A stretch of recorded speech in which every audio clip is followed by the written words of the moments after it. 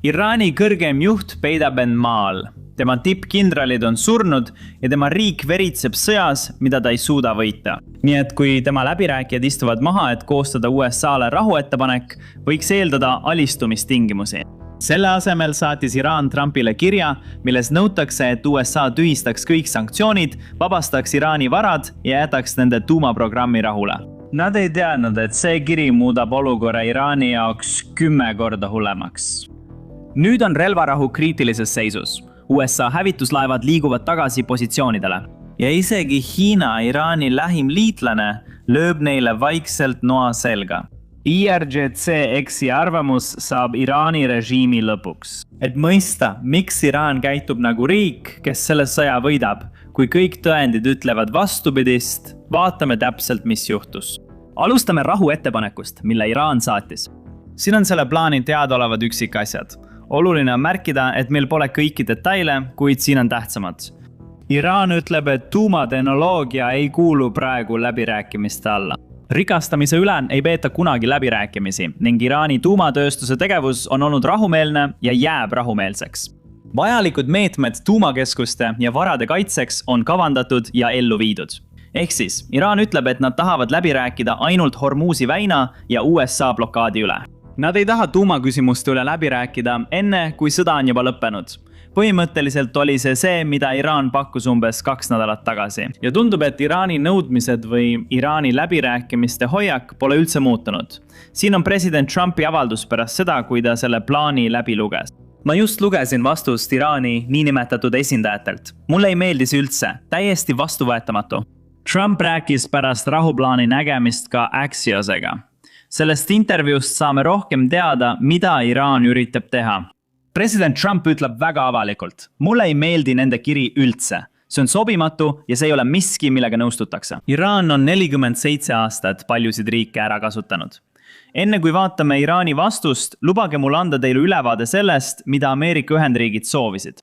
USA pakkus Iraanile 30 päevast vastastikuse mõistmise memorandumit. See polnud mingis mõttes rahulepe.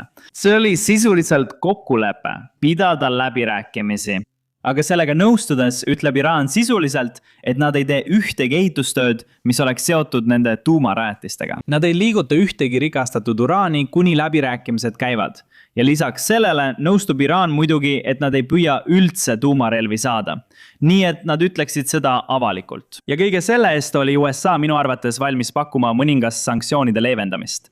USA oli valmis blokaadi lõpetama, kui Iraan nõustub avama Hormuzi väina. See oli vastastikuse mõistmise memorandum. Selle asemel esitab Iraan nüüd vastupakkumise, öeldes, et nemad tahavad kõigi USA sanktsioonide tühistamist. Nad tahavad, et Iraani müük jätkuks nagu tavaliselt. Lisaks sellele soovivad nad, et kõik külmutatud varad vabastataks, kui see vastastikuse mõistmise memorandum allkirjastatakse. Ja praegu ei kavatse nad tuumaküsimusest üldse rääkida. Seda tahavad nad arutada 30-päevase läbirääkimiste perioodi jooksul, mis algab pärast selle vastastikuse mõistmise memorandumi allkirjastamist. Nüüd, president Trumpilt küsiti selle kohta täna hommikul ja see oli tema avaldus. Kuulake. Ja sellega seoses, kas teil on küsimusi? Te mainisite, et kavatsete kohtuda kindralitega, et arutada Iraani küsimust. Te lükkasite nädalavahetuse tagasi Iraani pakkumise.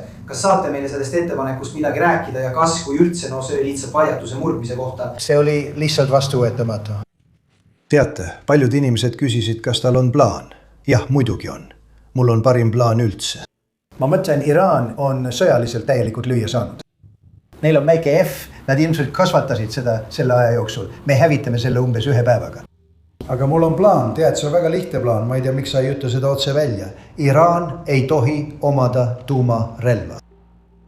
Nad on väga ohtlikud, nad on väga ettearvamatud. See, mis seal juhtus, on kohutav. Nad on tapnud viimase 2 kuu jooksul 42 000 inimest. 42 000, vähemalt nii palju me teame. 42 000 inimest. Nad tapsid eelmisel nädalal palju inimesi, aga nad tapsid 42 000 inimest kuu või 1,5 tagasi. Nad olid relvastamata meeleavaldajad, protestid polnud sugugi vägivaldsed. See peab nüüd tähendama, et sõda algab uuesti või Ameerika Ühendriigid astuvad muid samme, sest Iraan käitub tõesti nii, nagu nad oleksid sõja võitmas. Kuigi tegelikult on nende juhid endiselt peidus ja kardavad, et sõda võib igal hetkel uuesti alata.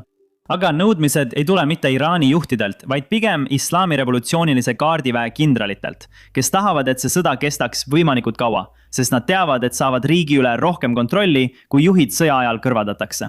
Nüüd tundub, et Ameerika Ühendriikide mingisugune tegevus on väga varsti tulemas, sest see klipp, mida te just nägite, oli mingi haridusega seotud üritus. Ma arvan, et vaimse tervisega seotud üritus. Ja kohe, kui üritus algas, jagas president Trump seda. Tal on suur grupp kindraleid, kes ootavad teda, et pärast seda kohtumist Iraani teemal arutada. Kuulake. Mitte väga kaua, sest mind ootab suur grupp kindraleid. Ja see on ka oluline, tead, see on seotud selle täiesti imelise riigiga, Iraaniga, nii nad seda hääldavad. We will get started then. Okay. Siis teatas ka Fox News, et president Trump kaalub nüüd Project Freedomi uuendamist. Niile, kes sellest ilma jäid, Project Freedom oli sõjaline missioon, mis pidi aitama Pärsia lähes kinni jäänud laevadel välja pääseda, avades sel moel taas Hormuzi väina. Mitte täielikult, kuid vähemalt eesmärk oli aidata välja need laevad, mis on nüüdseks juba üle 2 kuu Pärsia lahes kinni olnud. Kuulake. President Trump rääkis just hetk tagasi Fox Newsi John Robertsiga. Ta ütleb, et kaalub nüüd Project Freedomi uuendamist, kuid lisab, et seekord oleks USA laevade juhtimine Hormuzi väinas vaid väike osa suuremast sõjalisest operatsioonist. Rahu läbirääkimiste kohta ütleb president Foxile, et režiim, tsiteerin, annab alla. Niimeti kui Project Freedom oli jõus, läksid mitmed erinevad USA sõjalaevad tagasi Pärsia lahte, ületasid põhimõtteliselt Hormuzi väina, sisenesid Pärsia lahte ja tulid sealt jälle välja. Iraan üritas neid sõjalaevu rünnata, kuid ebaõnnestus täielikult. Nad kasutasid oma väikelaevu, droone ja rakette. Kuid vastutasuks jälgisid USA hävitajad täpselt, mida Iraan teeb. Tuvastasid kohad, kus Iraan peitis kogu seda varustust ja relvastust ning hävitasid selle kõik, muutes Iraani kontrolli Hormuzi väina üle palju nõrgemaks. Nüüd, kui Project Freedom uuesti käivitub, peab eeldama, et Iraan üritab taas USA sõjalaeva rünnata. Ja see tähendab, et relvarahu on sisuliselt läbi. Nüüd küsiti president Trumpilt selle relvarahu ja selle tähenduse kohta. Ja siin on see, mida ta ütles. Kuulake.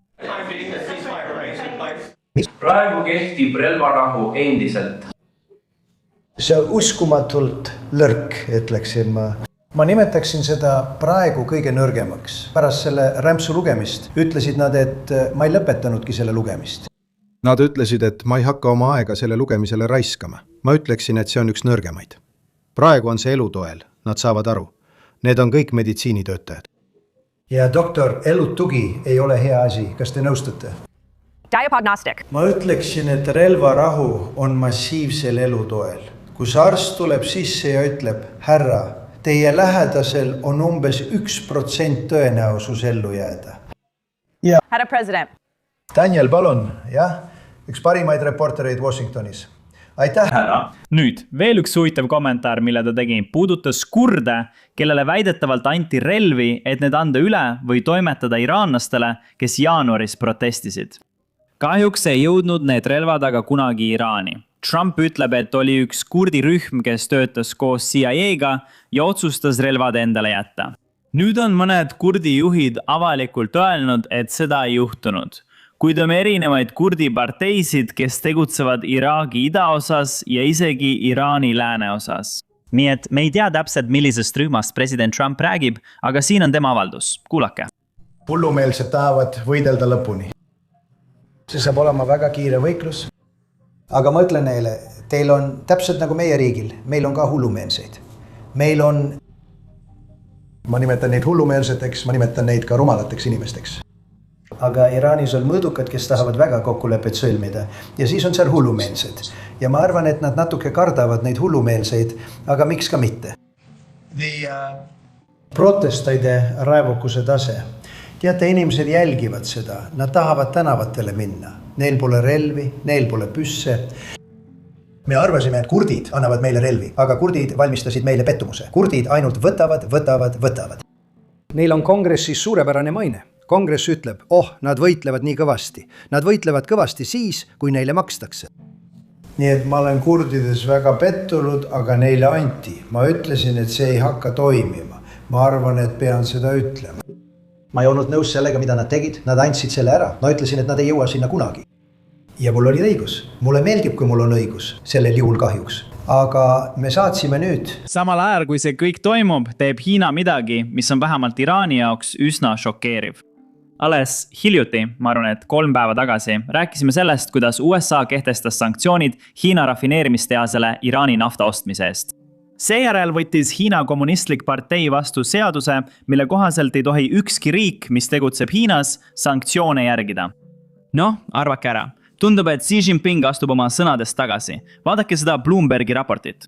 Hiina palub nüüd pankadel peatada uute laenude andmine USA sanktsioonide all olevale rafineerimistehasele. See on seesama rafineerimistehas, mille eest Hiina veel 3 või 4 päeva tagasi võitles, öeldes kõigile teistele pankadele ja ettevõtetele Hiinas, et nad ei pea USA sanktsioonide pärast muretsema. Selline seadus, mille Hiina kommunistlik partei vastu võttis, pani need pangad ja ettevõtted väga ebamugavasse olukorda. Sest kui nad sanktsioone ei järgi, rikuvad nad USA seadust. Ja kui nad sanktsioone järgivad, rikuvad nad Hiina seadust. Nüüd tundub, et Hiina rikub oma sõna, sest finantsregulaatorid soovitavad riigi suurimatel pankadel sisuliselt mitte anda laene 5 rafineerimistehasele, millele Ameerika Ühendriigid on sanktsioonid kehtestanud. See on tõenäoliselt seotud president Trumpi kohtumisega, mis peaks toimuma 15. mail, ehk siis umbes 4 päeva pärast. 13. mail lendab Trump Hiinasse, mis tähendab USA presidendi esimest ametlikku visiiti Hiinasse enam kui 9 aasta jooksul. See on kindlasti väga oluline visiit, mis pidi toimuma juba aprillis, kuid lükati edasi Iraani sõja tõttu. Ja nüüd tundub, et Hiina ei taha, et seda jälle edasi lükataks, või võib-olla ei taha Trump seda uuesti edasi lükata. Sellepärast see kohtumine praegu toimubki, kuigi Iraani läbirääkimised ei liigu tegelikult positiivses suunas edasi. On väga kaheldav, et sõda enne seda kohtumist uuesti algab, aga noh, kunagi ei tea. Ameerika Ühendriikide ja Hiina vaatenurgast eelistaksid mõlemad pigem Iraanist mitte rääkida.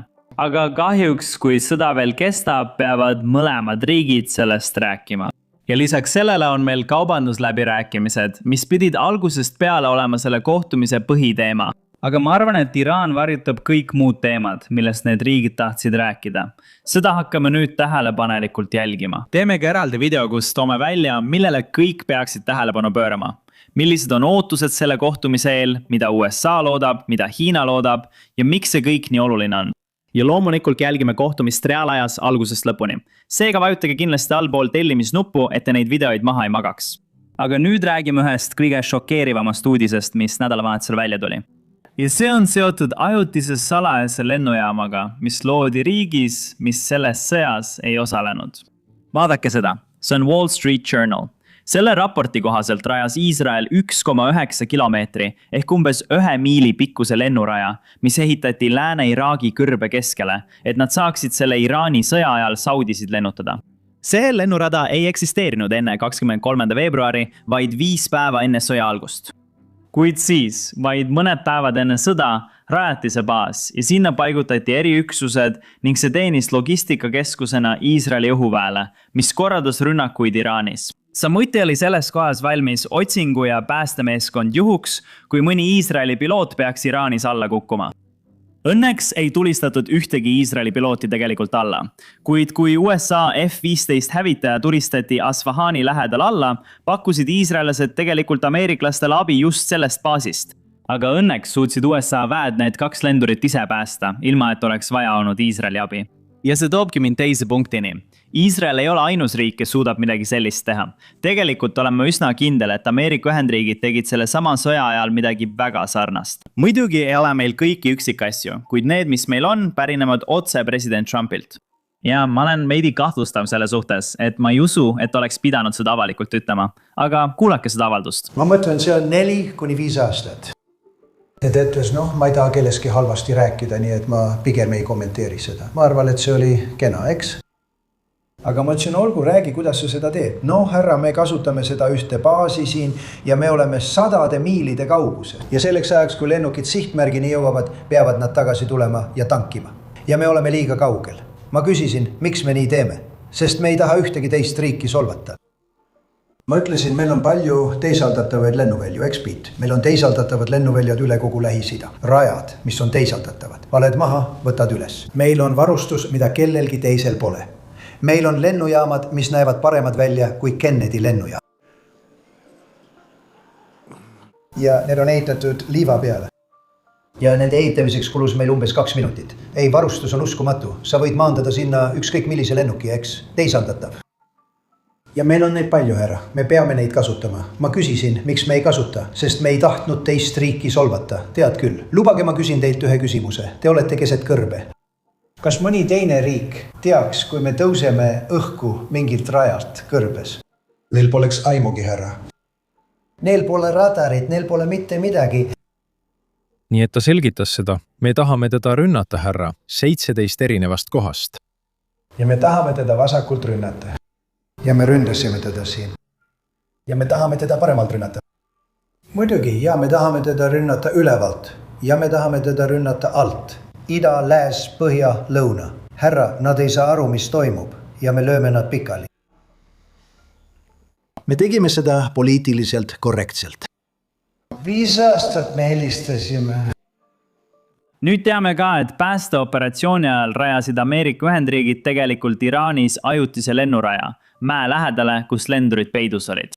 Nii et jah, USA sõjavägi ja Iisraeli sõjavägi suudavad teha päris pööraseid asju. Asju, mida on väga raske uskuda, et need on päriselt juhtunud. Et mõista, miks Iraan praegu nii käitub, peame tagasi minema ja vaatama, kuidas Iraan jõudis sinna, kus ta täna on. See ei tähenda ainult 1979 aastasse tagasi minemist, kui toimus islamirevolutsioon. Tegelikult peame minema veelgi kaugemale tagasi, kui 19. sajandil valitses Iraani Qadžarite dünastia ja vaatama, kuidas tollase valitseva klassi otsused mõjutavad Iraani tänaseni. Arva ära. Just täpselt seda me teemegi oma mitmeosalisel taskuhäälingul, mis just täna välja tuli. Nii et kui oled keegi, keda huvitab Iraani ajalugu ja see, kuidas me praegusesse olukorda jõudsime, siis kindlasti vaata seda. Saad seda vaadata klõpsates kirjanduses olevatele linkidele või lihtsalt klõpsates lõppekraani videole oma ekraanil. Põhimõtteliselt klõpsates videole, mis on sinu ekraanil.